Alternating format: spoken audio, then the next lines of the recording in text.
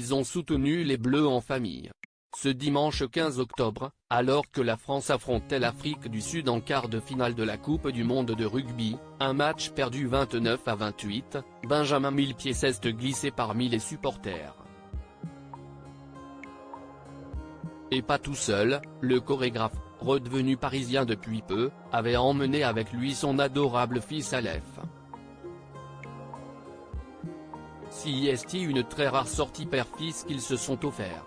Probablement fan de sport, puisqu'il avait déjà été repéré dans les tribunes d'un match du PSG et en septembre dernier dans celle du match de foot France-Irlande, c'est l'équipe de France de rugby que Benjamin Millepied et son fils Aleph sont venus soutenir ce dimanche 15 octobre.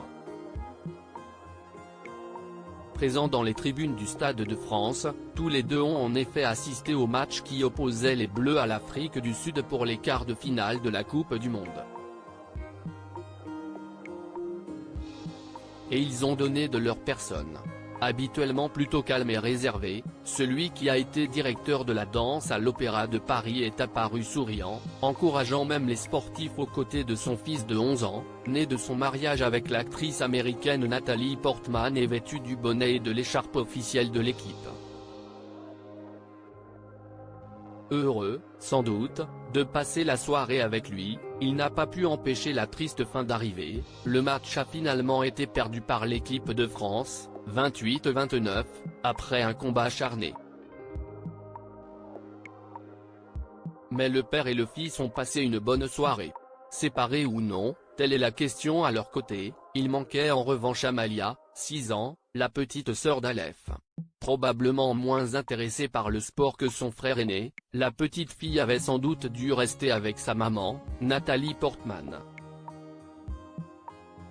Malgré de grosses rumeurs de séparation, annoncées il y a plusieurs semaines, certains prétendaient même que Benjamin Millepied avait été infidèle. L'actrice américaine et le chorégraphe français vivent en effet tous les deux à Paris et ont dû apprécier de passer chacun la soirée avec un de leurs bambins.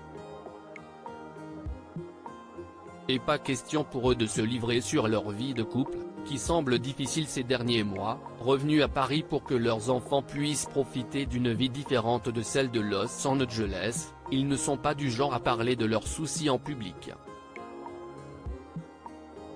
J'ai très tôt eu cette certitude, plus je préserverai ma vie privée, mieux je me porterai, avait même expliqué Natalie Portman dans Vanity Fair. Le message est clair.